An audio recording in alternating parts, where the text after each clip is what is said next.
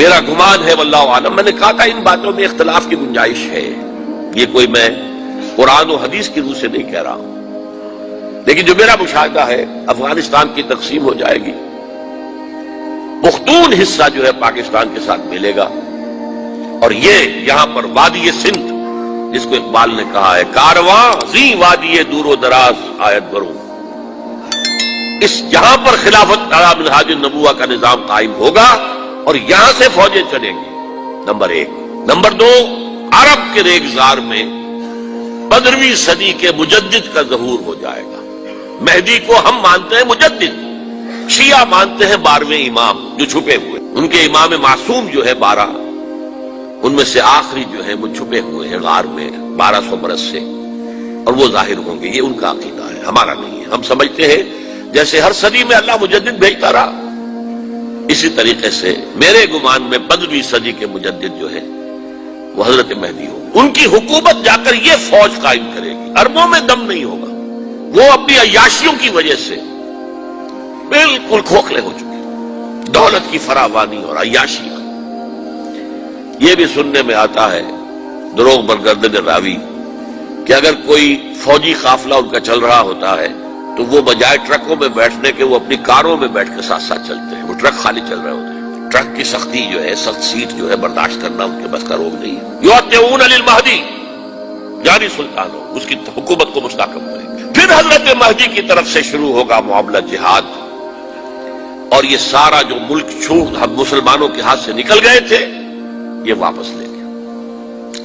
اس میں ایک کوشچن ہے جو میرے ذہن میں بہت عرصے سے تھا، جس کا کہ جواب اب مجھے سوچا ہے، واللہ عالم، یہ ساری باتیں میں کہہ رہا ہوں میرے گمان ہے، کیسے ہوگا کہ اتنی بڑی طاقت ایٹمک پاورز کے مقابلے میں مسلمان دوبارہ میدان میں آ کر اور جیتتے چلے جائیں؟ میرا گمان یہ ہے واللہ عالم، اس پورے معاملے کا سارا جو ہے ارینا جو ہے وہ ہے مڈل ایسٹ، یورپ، جس میں حدیث میں آیا ہے کہ رومی عیسائی 80 جھنڈوں تلے تم پر حملہ کریں گے اور ہر جھنڈے کے نیچے 12,000 فوج ہوگی، 10 لاکھ۔ اور مجھے حال ہی میں معلوم ہوا ہے کہ آج کل جو ایک ڈویژن ہوتا ہے وہ 12,000 کا ہوتا ہے، تو 80 ڈویژنز آرمی آئے گی۔ لیکن معلوم ایسا ہوتا ہے کہ روس، چائنا، جاپان اور میرے خیال میں انڈیا بھی یہ نیوٹرل رہیں گے، نمٹ لو آپس میں۔ تو ابراہیمی قوموں کا جھگڑا ہے نا کہ فلسطین کس کا ہے، مسلمان کہتے ہیں ہمارا ہے، یہودی کہتے ہیں ہمارا، عیسائی کہتے ہیں ہمارا، تو نمٹ لو، سیٹل یور سکورز۔ لیکن کوئی ویپنز آف ماس ڈسٹرکشن استعمال نہ ہو، اگر وہ ہوئے تو پھر ہم میدان میں آ جائیں گے۔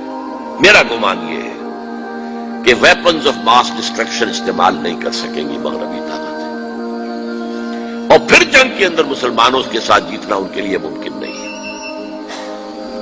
جن کو موت عزیز ہے، منحصر مرنے پہ ہو جس کی امید، نا امیدی اس کی دیکھا چاہیے، اور وہ مرنے کو تیار نہیں ہے۔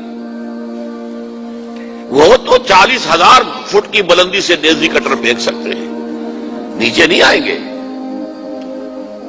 اور جب نیچے کچھ اتنے تھے تو جو حشر کیا تھا، تو جو بات کہی تھی رمزفیلڈ نے، ویری ٹینیشیس فائٹرز، یہ افغان والے جو ہیں یہ تو چمٹ جانے والے ہیں، یہ ایسے جنگجو ہیں، ان سے جان چھڑانی مشکل ہے،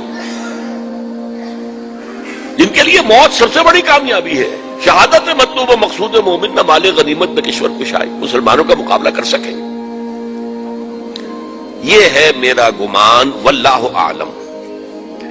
بہرحال پہلا مرحلہ کسی اجمی ملک میں جو میرے نزدیک پاکستان اور افغانستان پہ مشتمل ہوگا، خلافت کا نظام پہلے آئے گا، پھر یہاں سے فوجیں چلیں گی، حضرت مہدی کی حکومت قائم ہوگی، پھر وہ حضرت مہدی جو ہے وہ جہاد کریں گے، قتال کریں گے، اور اس قتال کے آخری مرحلے پر حضرت عیسیٰ علیہ السلام بھی نازل ہو جائیں گے،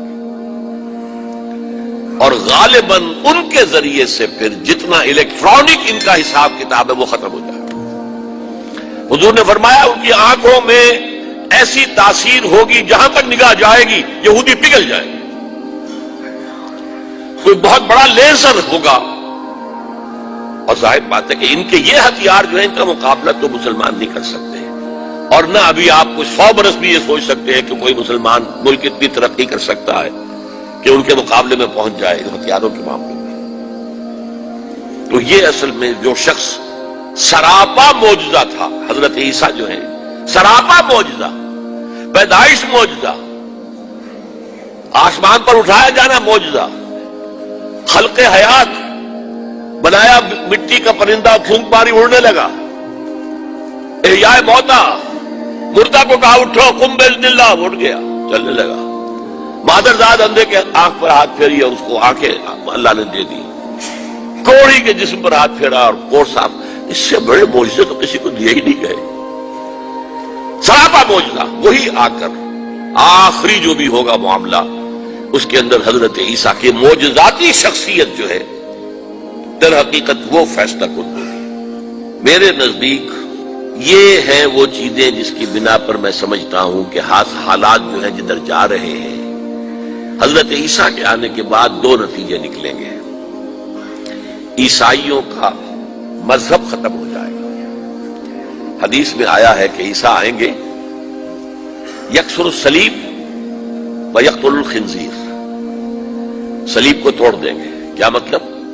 کہاں تم صلیب اٹھائے پھر رہے ہو؟ میں صلیب لیا ہی نہیں گیا، یہ سب تمہارا ایک من گھڑت قصہ ہے، مجھے تو اللہ نے پہلے اٹھا لیا تھا۔ وما قتلوہ وما صلبوہ، صلیب ہی پر کھڑی ہوئی ہے عیسائیت ساری کی ساری، اور خنزیر کو قتل کر دی۔ خنزیر تم نے کیسے حلال کر دیا اپنے لیے؟ کبھی اسلامی شریعت کے اندر موسیٰ کی شریعت میں حرام تھا، وہی موسیٰ کی شریعت میں تمہیں دے کر گیا تھا۔ Don't think I have come to destroy law, یہ لا تم پر نافذ رہے گا۔ گویا کہ عیسائی مذہب ختم ہو کر اسلام میں منتخب ہو جائے گا، یہودی ایک ایک ختم کر دیا جائے گا۔ یہودی کیوں اس انجام کے مستحق ہیں؟ اللہ کا پرانا قاعدہ چلا آ رہا ہے، جس قوم کی طرف کسی رسول کو بھیجا، اگر قوم نے بحیثیت مجموعی رسول کا انکار کیا وہ ہلاک کر دی گئی۔ قوم نوح ہلاک ہوئی یا نہیں؟ قوم ہود، عاد ہلاک ہوئی یا نہیں؟ قوم سمود جن کی طرف حضرت صالح بھیجے گئے، قوم شعیب، عمورہ اور صدوم کی بستیاں، آل فرعون، یہودیوں کی طرف حضرت عیسیٰ کو رسول بنا کر بھیجا گیا تھا، انہوں نے رد کر دیا، محمد رسول اللہ کو رد کر دیا صلی اللہ علیہ وسلم۔ یہ اس سزا کے مستحق ہو چکے ہیں، لیکن وہ سزا ان کا رسول ہی ان کو آ کر دے گا، اسی لیے انہیں اٹھا لیا گیا۔ ایک پوز آ گیا ہے، مستحق تو ہو گئے تھے اسی وقت حضرت عیسیٰ کے زمانے میں کہ ہلاک کر دیے جائیں، لیکن حضرت عیسیٰ کے زمانے میں حضرت عیسیٰ کو اٹھا لیا اور ان کا معاملہ جو ہے وہ ملتوی کر دیا۔ جیسے کسی کو پھانسی کی سزا تو ہو جائے لیکن ابھی ایگزیکیوشن نہیں ہوئی ہے، ایگزیکیوشن جو ہے وہ ڈیفر ہو گئی۔ یہودی ختم، عیسائیت ختم، اور عیسائی سب مسلمانوں کے ساتھ شامل ہو کر ایک ملت واحدہ بن جائے گی۔